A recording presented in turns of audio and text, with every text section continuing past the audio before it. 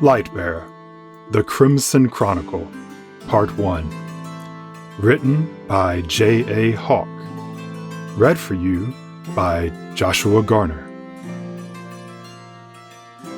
Chapter 19. Spoiled Prize. A set of iron-rimmed wheels crunched loudly as they rolled a heavy carriage of fine make along the trampled earth. The gilded paint had fared badly during its labor, and the hardwood beneath showed through, chipped by errant stones. The fine, ornamental hubs made of gold and set with an embossed tree were splattered with mud.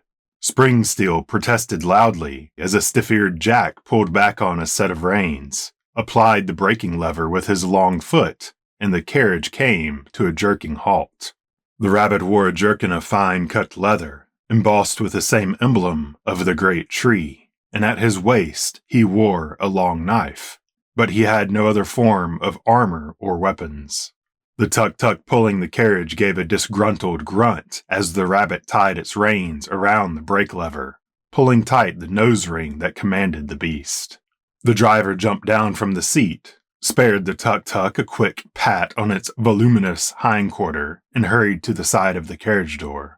From inside, a shuffling noise was heard as the occupant readied to depart. The awaited rap-tap came upon the wood, and the coach driver opened back a lacquered door upon well-oiled hinges.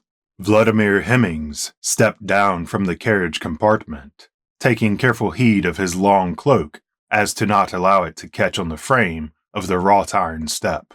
He straightened and looked around imperiously in the dusky air of near night. His army was now well established around the city of Heldor, with squadrons inside the city as well as others preparing camp in the fields about. After a moment, a large rabbit astride his war mount padded their way towards the king. "Your Highness?" called a large rabbit from atop a spectacular lion. It was a marvelous animal, with strong, lean muscles, a silky white coat which glistened hauntingly in the twilight, saddled with a harness of dark-stained leather atop a lightly armored caparison which protected down the length of its lanky body and limbs. The rabbit pulled his mount to a halt and struggled to dismount. He was rather rotund, but outside his obtuse proportions, he lacked the use of a paw on his right arm. It had been severed at the joint. "Waddle," Vladimir announced. "I trust you've taken to your new present fondly." "Yes, my king," Waddle said stoutly, giving the white lion a precursory glance. "All the markings of finest stock. There's no mistake at that." He handed the reins of the lioness to a retainer who had just jogged up. "However, I can't say the same for the rider. Campaigning is a young buck's game. I already envy the days without the trail." "You may be right," King Vladimir admitted. "I felt a strange compulsion to strangle Wydell if he found one more rut to lose the coach in." The king gave a sharp glance back to the carriage driver, who nervously attended to the tuk-tuk. "But never mind. We suffer on the behalf of those under our charge, yes?" Of the soldiers within earshot of this conversation, all looked tired and weary as they went about the various maneuvers to erect a suitable officers' camp for the night. Today was clearly one of the many long marches they had suffered on behalf of the king and his charges.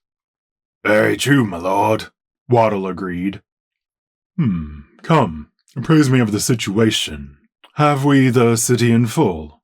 Vladimir took a few excited steps forward, clasping his paws behind his back and examining the city before him. "Give me exciting news, and perhaps another carriage can be arranged for, what was it? An old campaigning buck?" Vladimir gave a chuckle at his own wit. "We have the city, my lord, and the mayor is secured," Waddle announced. "He is awaiting your presence to formally surrender his seedling." "Very good." Vladimir chuckled again. "Old Gopik will hate that. I wouldn't be surprised if he tried to burn it out of spite." "No, my lord," Waddle said. We moved swiftly and secured him with little effort. And the Lightkeeper Temple, the king prompted. Have the outcasters secured the charlatan and those vagabonds that worship them? For the first time, Waddle's face fell, and he became rigid and stiff-backed. The small movement did not escape the notice of the king, and he turned to look at the commander. Legatus Waddle? The king's voice was accusatory. Waddle's jaw seemed to chew, but was unwilling to release the words upon which he supped. What news of the Lightkeeper Temple? Vladimir asked in a slow, hard voice. There has been a... Waddle paused. Complication in that regard. What complication, Captain? Waddle noted the use of his older moniker. They had an unfortunate trick, he said. How so? The temple. Waddle spat the word. What an unclean word for the falsehood. He looked at the king. Their temple was not a sanctuary, but a cleverly hidden sky vessel. As our forces broke the grounds, it fled. We assumed the Lightkeeper was aboard. We found nothing in what was left behind. A sky vessel, Vladimir said sarcastically. You're telling me you did not apprehend the Lightkeeper because they left on a blasted breeze skimmer? The king's voice was annoyed and gaining in volume. His breathing became heavy through flared nostrils. Those dinky little stone-skipping boats? Yes, my lord, Waddle said. We know not how, but this one was huge, larger than anything we have seen before. Clearly your instincts were correct, my king. We allowed them far too much leeway. If they were able to create something like this without notice, what else have they hidden from their rightful ruler? And Eldor, they felt at ease allowing them to make a weapon of that magnitude. It could have been disastrous to the kingdom if they had decided to deploy it in aggression. Thankfully, our forces were enough to cause it to flee before it was ready. The king clenched his paws together tightly behind his back and frowned deeply. He rocked back and forth on the balls of his feet, but when he spoke he seemed to have regained some of his temper. Tell me, Waddle, what are you doing to address this issue? We have eyes on the vessel, and they are tracking it from shore. We've commandeered Seacraft and are preparing to trail it. It can't fly forever. Once they land, we'll have 'em. Why are you wasting time with ships? The king asked. Have you not deployed our falcon riders to intercept and bring the thing down? Waddle looked nervous again, but took a long breath before launching into an explanation. My lord, he said appealingly, we have very few falcon riders. The ones with the main host have roosted for the night. Roosted? Vladimir cocked an eye. Is that a jest? Say what you mean. No, my lord, Waddle elaborated. I mean just that. They train the birds to adhere to their natural instincts. When dusk comes, they naturally go to roost for the night. So, the king said, wake them up and get those scrawny excuses for soldiers flapping towards that ship. I'm sorry, my king, Waddle said simply. The riders are an obstinate bunch. They won't risk the birds at night. Won't risk them, Vladimir splurted. They will risk what I say to risk. Waddle looked extremely uncomfortable, but continued on. It's simply not possible, he said. The birds won't fly at night. It's how they've been trained from birth. The riders stay with them at nest. They stay with them in their nest, Vladimir said, shocked. Yes, Waddle affirmed. I sleep right in the nest with them. They say it's what allows them to ride them, not end up eating.